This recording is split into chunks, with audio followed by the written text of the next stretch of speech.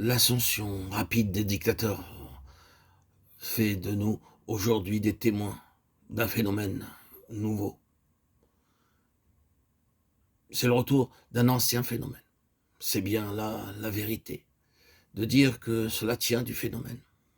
En quelques mois très courts, venant de nulle part et de rien, échappant à l'ostracisme, au ridicule et à la méfiance générale, ces dictateurs se sont élevés à une place où non seulement leurs propres nations sont courbées à leurs pieds, mais où toutes les nations retiennent leur respiration, tandis qu'ils parlent. Comment expliquer cela? Quel en est le principe fondamental? Cela remonte au conseil éternel de Dieu. Dans ces conseils, Dieu a décidé de rassembler sous la souveraineté de son Fils le gouvernement de ce monde. Adam était l'image de celui qui devait venir. Romains 5, 14. Il a été fixé un jour où il doit juger le monde avec justice dans l'homme qu'il a établi. Acte 17, 31.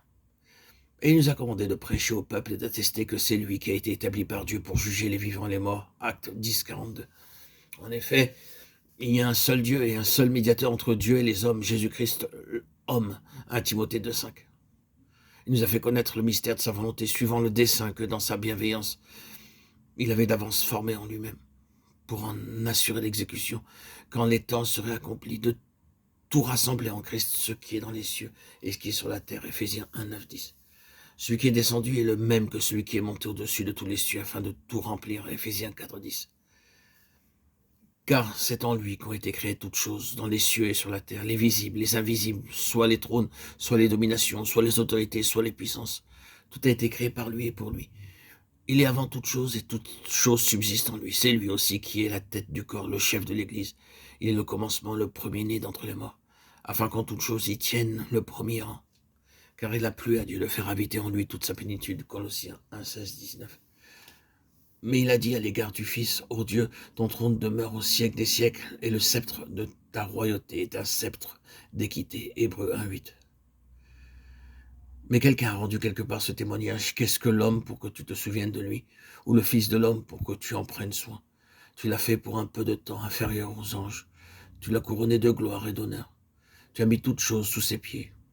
En lui soumettant ainsi toutes choses, Dieu n'a rien laissé qui ne lui fût soumis. Cependant, nous ne voyons pas encore que toute chose lui soit soumise. Mais ce Jésus qui a été fait pour un peu de temps inférieur aux anges, nous le voyons à cause de la mort qu'il a soufferte, couronné de gloire et d'honneur. C'est ainsi que par la grâce de Dieu, il a goûté la mort pour tous. En effet, il convenait que celui pour qui et par qui sont toutes choses, voulant amener beaucoup de fils à la gloire, éleva à la perfection, par les souffrances l'auteur de leur salut. Hébreux 2, 6, 10. C'est ainsi qu'il a été établi que le gouvernement de ce monde et de tout ce qui, au-delà de lui, est lié à lui, a été éternellement donné à un homme, à celui qui est reconnu être le Fils de Dieu, qui est devenu le Fils de l'homme. Il est héritier de toutes choses. Hébreux 1, 2. L'héritage est le monde habité à venir. Hébreux 2, 5. Mais il y en a un autre qui s'est attribué le rôle de rival du Fils de Dieu et dont l'ambition a toujours été la domination de ce monde. L'arrière-plan de toute l'histoire du monde, c'est-à-dire l'arrière-plan spirituel et invisible de l'univers, peut être résumé par quelques citations des Écritures.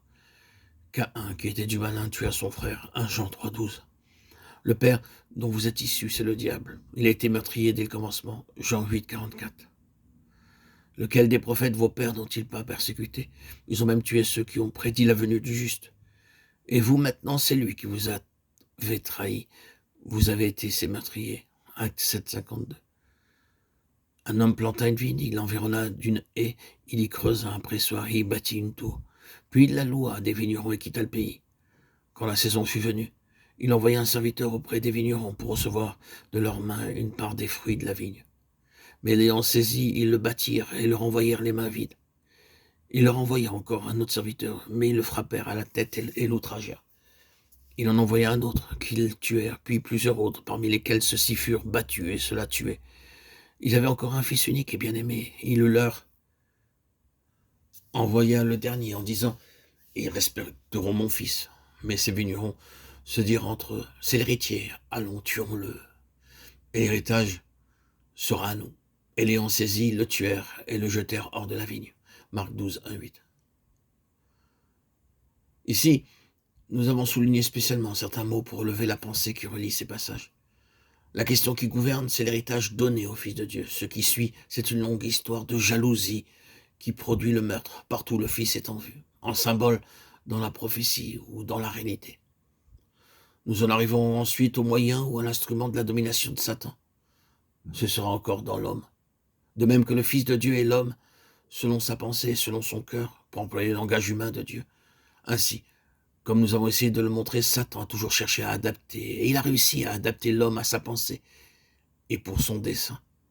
L'histoire est un effort long et incessant, fait pour atteindre le ciel indépendamment de Dieu, le chemin de Caïn, le pouvoir, le gouvernement, la domination, la gloire du monde, la réputation.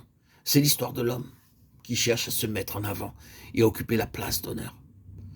C'est l'orgueil de Satan qui agit par cette pauvre race humaine, indigne et ruinée, telle qu'elle est au point de vue de Dieu. Oh, quelle accusation contre tant de choses qui sont introduites dans l'œuvre chrétienne pour en faire un succès par ceux-là même qui veulent être consacrés.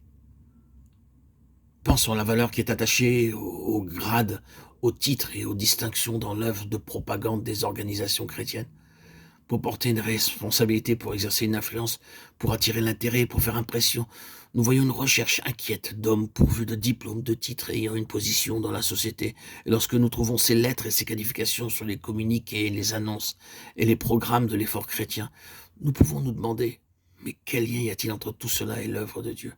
Quelle est la place de ces choses dans l'activité du Saint-Esprit?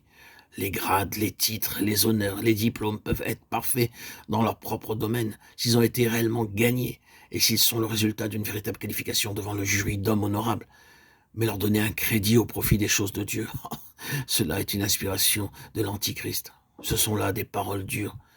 Mais nous aimerions dire toute notre pensée, il serait bon si tous les hommes de Dieu supprimaient et cachaient leurs titres lorsqu'ils touchent aux choses de Dieu et sont en la présence d'un Dieu si saint.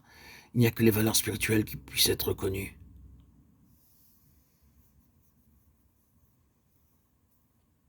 Satan a toujours dans sa pensée la domination du monde au moyen de l'homme. Et l'expression achevée de cette pensée sera l'Antichrist. Ces dictateurs, ces héritiers de Satan.